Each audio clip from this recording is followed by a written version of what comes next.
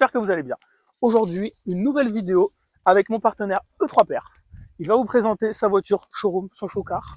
C'est une Allemande. D'origine, elle a 200 chevaux en 4 cylindres. Aujourd'hui, elle en a plus du double. On reviendra sur les chiffres juste après. Je laisse la parole à mon ami Eric qui va vous la présenter. Salut Nico, tu vas bien? Ça va et toi? Ça va, nickel, merci. Du coup, Bon, je te laisse nous la présenter parce ouais, que pas de souci. c'est une préparation homogène. Du coup, il y a un petit peu tout qui a Un été peu fait. tout, ouais, tout à fait. Donc, on va commencer par l'extérieur et puis après, comme d'habitude, hein, tu connais la chanson, on fera l'intérieur, le Allez, pas de moteur problème. et on fera un bon petit tour. Golf 5 GTI, donc celle-ci c'est une 2007. Ouais. Je l'ai achetée maintenant il y a 6 ans et demi à peu près. Ça, pour la petite histoire, c'est avec elle que tout a commencé, E3Perf. Je voulais la préparer en gros et je trouvais personne. Et puis voilà, de fil en aiguille, on s'est mis à faire tout nous-mêmes. Extérieurement, bon, pas grand-chose qui a changé, si ce n'est qu'elle a eu une peinture complète, parce qu'elle est peut-être pas en très bel état. Voilà. Qui n'est pas Volkswagen. Qui n'est pas Golf. une peinture d'origine, tout à fait, c'est une origine Ford, Ouais. donc une Black Panther. Il y a eu des rajouts donc de tout ce qui est un peu kit édition 30, lame avant, lame arrière, voilà. Et seul petit point qui pourrait nous trahir sur la prépa, c'est la petite écope d'air qui est devant, voilà. Ouais, bien rouge. Bien rouge pour aller avec le thème rouge et noir, justement, voilà, c'est ce que je voulais garder, ce petit thème rouge et noir des Allemandes. Voilà. Après, ce qu'on peut voir en premier, c'est tout ce qui va être freinage.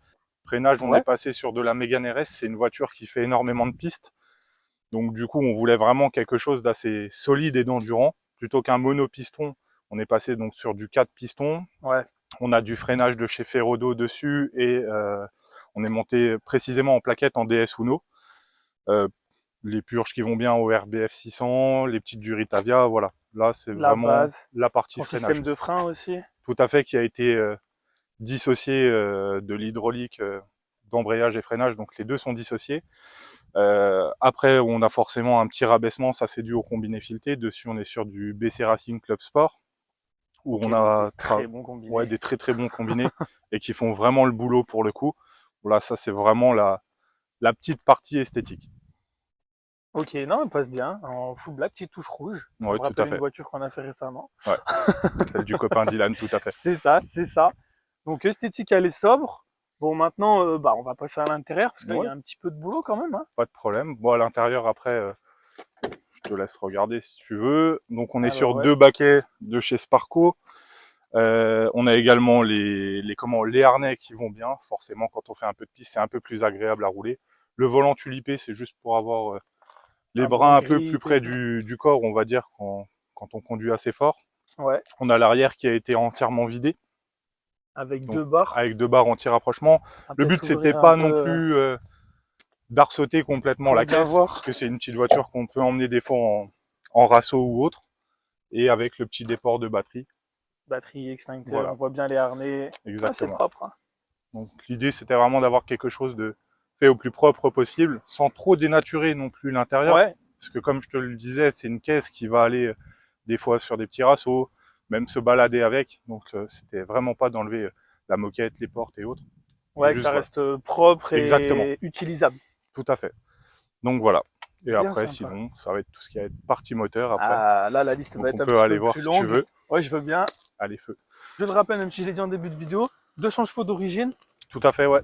On va annoncer tout de suite la couleur. Aujourd'hui, on en a combien? La plus grosse carto développe 523 chevaux, pour le coup. Donc, on a 3 cartos sur le moteur, sur ce véhicule. Une carto flex fuel qui développe 400 chevaux. Une full SP qui développe 400 chevaux également. On est bridé, c'est uniquement pour utiliser sur circuit. Et on a la grosse carto qui développe, elle, 523 chevaux, qui est en full éthanol, pour le coup, avec une bi-injection qui a été rajoutée, qui n'est pas native à ce bloc. Voilà. Ok, donc des cartos pour l'efficacité et une carto pour s'éclater, pour les runs, pour ces choses comme ça, ouais, tout à fait. Et t'as été jusque dans le détail, je vois les mini-bobines APR, elles existent en rouge ou en bleu. Elles existent en rouge, en bleu. Voilà. Là, le thème du bloc, on va dire, c'était le noir et bleu, donc on a essayé de rester sur cette thématique-là avec les petites durites, les bobines, la barre anti-rapprochement, forcément. La base, évidemment. Pour une voiture qui fait de la piste, c'est mieux quand même. Donc l'admission ramère avec laquelle on ramène justement un peu d'air frais grâce au boa qui se situe devant. Oui. Et la grosse modif, donc je le disais tout à l'heure, sur ce moteur, c'est surtout la cale de bi-injection qui est juste ici et qui est pas native Parce à que ce bloc-là. d'origine, voilà, il n'y a D'origine, pas on de a bicarburation. Hein. d'origine, on a une injection qui est directe sur ces blocs, c'est-à-dire qu'elle trisse en dessous du collecteur d'admission. Là, on vient rajouter un injecteur, donc qui est piloté par le calculateur d'origine, donc sans boîtier externe. Ouais. Donc tout ça, c'est de la modif qui se fait en cartographie et qui permet d'aller trisser directement. Donc on le voit, c'est coincé entre le papillon et le collecteur et ça apporte de l'essence supplémentaire. Ce qui permet justement, plus on a de carburant, plus on peut aller chercher de place. Ah bah oui, parce que là, évidemment, pour avoir cette puissance, on est sur un bloc qui est forgé. Tout à fait, ouais, un bloc qui est forgé, qui permet de tenir à peu près 800 chevaux. Il y a encore un peu de marge. Ouais, il y a encore largement de la marge. Le système de fueling, lui, peut aller chercher largement 650 facilement. Là, la seule limite qu'on a, c'est le turbo qui a un TTE 480, donc en V2. Mais qui dit TTE 480 dit un collecteur d'échappement type origine. Et malheureusement, en fait, le flux pour les gaz d'échappement est pas assez élevé. Donc tu restes sur le collecteur d'échappement Donc du coup, voilà, on est bridé par ces choses-là, quoi. Ok, ouais, belle prépa, belle prépa. Elle est propre. Tout à fait. Bon chevaux, turbo, tout ça, on a dit, les injecteurs et machin. Turbo, injecteur, après pour les directs, on est sur du RS3, on a une pompe HP renforcée de chez Vis Motorsport, une basse pression TTRS qui a été branchée en direct. Ouais. On n'a voilà, pas de après... second réservoir cloisonné au Non, on n'a pas de second réservoir. La petite différence aussi qu'on a voulu faire, je t'en parlais tout à l'heure en voiture, c'est toutes les poulies allégées. On cherchait vraiment de la performance, donc du coup, il n'y a plus de clim, il n'y a plus toutes ces choses-là. Vraiment, le but, c'était d'aller en chercher un maximum, quoi. Oui, puis la clim, après, il fait chaud, on ouvre les Voilà, fenêtres. on Déjà, s'en fout un peu. On n'en profite pas beaucoup ici. Tout à fait. Ok, bon. On a fait le tour. On a fait le tour. Intérieur, extérieur, moteur. Tout à fait. On va aller tester ça. On va aller tester ça, c'est parti.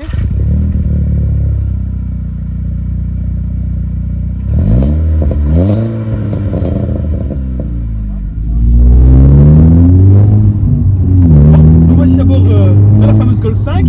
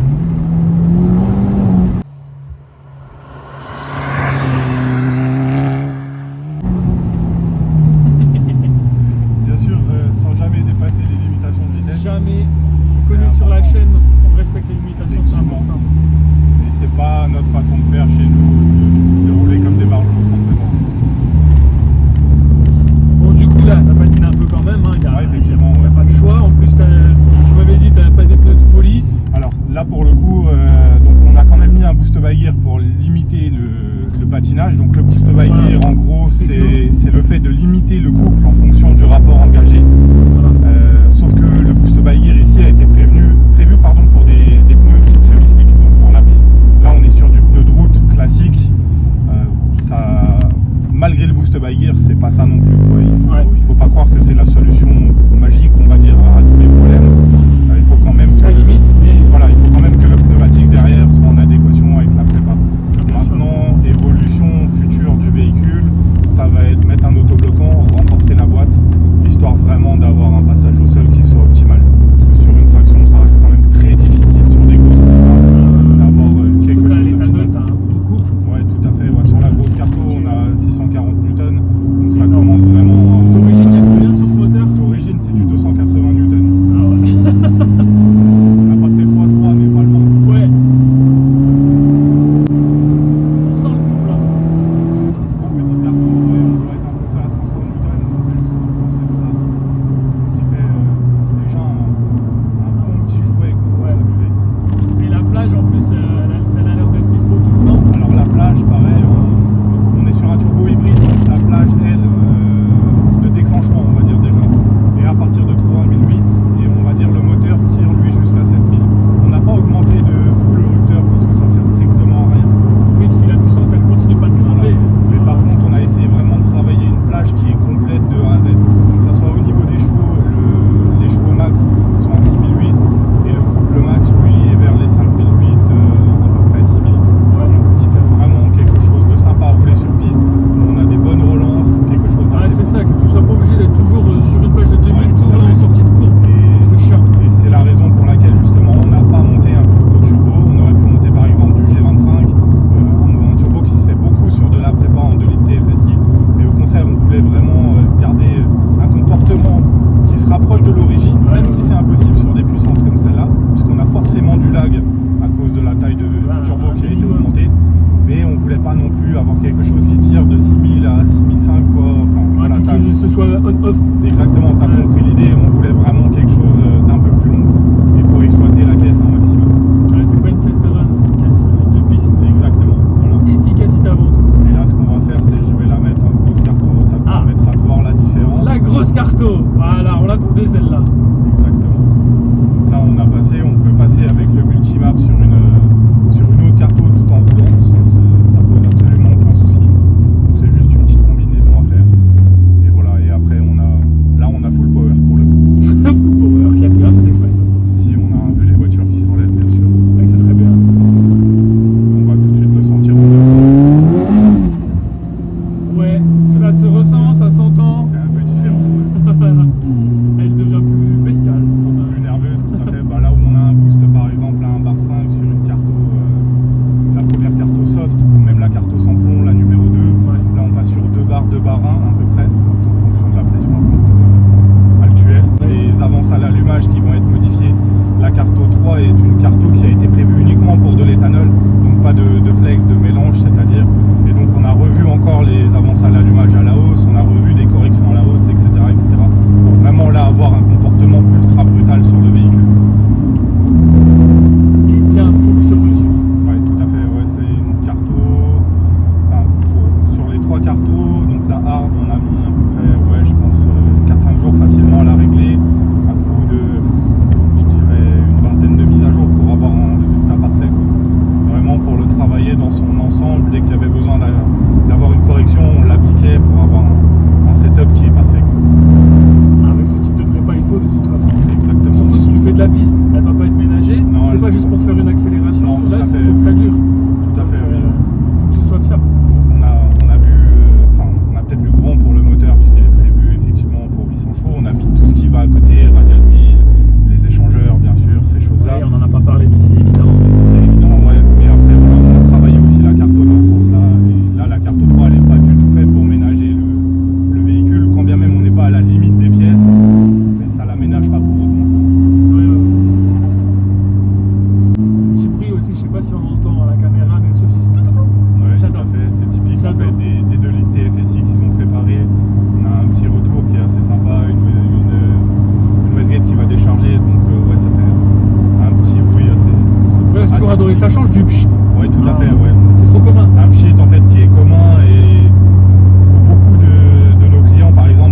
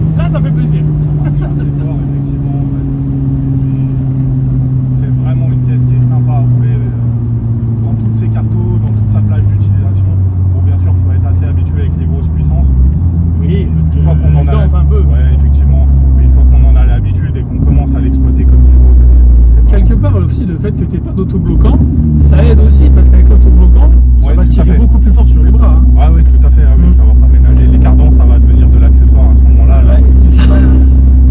Mais bon, il faut en être conscient aussi à ce niveau de prépa-là. C'est pas du tout une prépa qui va pas demander d'entretien.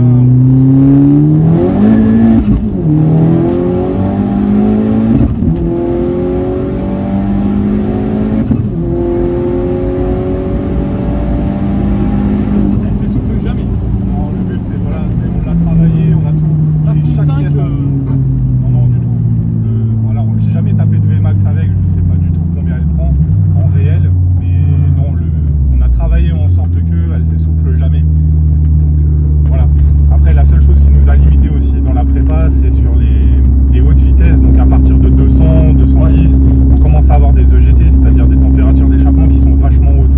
Et donc on a le jeu limité sur cette plage-là.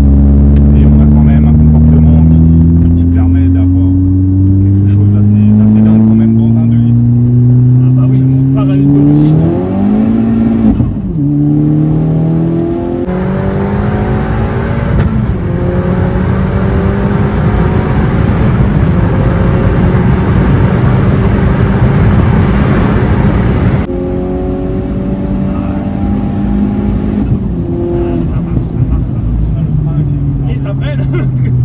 Oui, bonjour la caméra. Voilà, je vais faire bisous aux internautes là. Ah bah là tu peux. Tu peux. Ouais, après tout. Hein. Voilà. On a fait un petit tour sympa. Maintenant je vais juste te montrer 2-3 petites options qu'on a mis, qui étaient demandées souvent par les clients. Ouais. Donc les pop qui sont désactivables. Il suffit juste pour ça de switcher sur le régulateur et après on a le... Oh putain. Voilà, on a des petits pop qui sont comme ça. Ouais, c'est assez hard quand même, j'avoue, c'est plus ça à lance-flamme. Petit. Ça m'a surpris alors que j'ai l'habitude. Voilà, après je peux le couper, hein, tu vois, je le coupe instantanément. Ça par contre c'est super. C'est des options qu'on peut proposer aux clients, on les code des fois sur la clim, sur le régulateur, sur l'ESP, on peut les coder un peu partout ces options-là. Et autre option qu'on a mis, c'est le launch control, l'anti-lag si tu préfères. Ouais. Qui lui s'active dès que le régulateur est activé. Voilà. C'est tout des choses qu'on peut faire. Enfin, on va dire le TFSI et son calculateur de manière générale nous permettent énormément de combinaisons en termes de préparation. Ah bah je vois ça, puis de toute façon vous êtes spécialiste là-dedans. Oui, tout à fait. Ah, on en fait pas non tous les plus vous jours. apprendre votre métier. Donc voilà, c'est des choses qui nous sont de plus en plus demandées pour les rassos, pour ces choses-là. C'est cool, c'est le petit côté fun. Ouais. Après ça reste dangereux, c'est pour ça que souvent on les met en désactivable. Bonne petite chose à faire et souvent les gens aiment. Ouais, mais non, mais c'est bien. Et effectivement, désactivable, c'est super parce que le pop, c'est bien des fois pour aller, on va faire un petit coup pour se faire plaisir. Tout à fait, ouais, bien sûr. Et il y a un moment, rouler tout le temps comme ça, c'est Non, ça devient vite casse-tête. C'est chiant. Ah ouais. C'est pour ça, souvent les clients maintenant nous demandent désactivable ou sur les nouvelles versions, tu as sur un mode, le mode S pour les boîtes, le mode Cupra, si tu as une Cupra, enfin voilà, on peut imaginer énormément de combinaisons possibles, on va dire, tant qu'on sait les développer, quoi. Mais c'est ultra permissif comme calculateur, donc on peut en faire. Oui, il y a pratiquement tout, qui est faisable, hein, de ce que j'entends. Tout à fait. Et donc le petit anti-lag, en gros. Hop. Là, j'ai rien. Le pop, quoi, c'est tout. Ok. Et ça, c'est l'anti-lag, voilà. C'est abusé là. Ça, pour la voiture, elle a bougé. Ah bah oui, après c'est complètement nocif hein, pour la caisse, hein, clairement, hein, mais voilà, c'est des options qui nous sont demandées. Comme c'est un véhicule qui nous appartient, on se permet de le faire, il a été forgé, donc il souffre un peu moins qu'un véhicule. Ouais, forgé, des voilà. Exactement, il a la totale lui, mais ça nous permet de montrer voilà, un peu ce qu'on sait faire aussi. Oui, voilà, c'est votre vitrine. Exactement. Tout simplement, voilà, c'est votre vitrine. Et en plus, tu te fais plaisir avec. Tout à fait. C'est double emploi, mais c'est top. Exactement. Bon Eric, je te remercie encore une fois pour une nouvelle vidéo, une voiture très sympa. Pas de souci, au plaisir, et puis on t'en montrera d'autres, je pense. Mais avec grand plaisir, de toute façon on se voit souvent, ce sera pas un problème. Tout à fait. On fait comme ça Nico. N'hésitez pas à liker la vidéo, à vous abonner à ma chaîne, et je vous dis à dimanche prochain pour une nouvelle vidéo.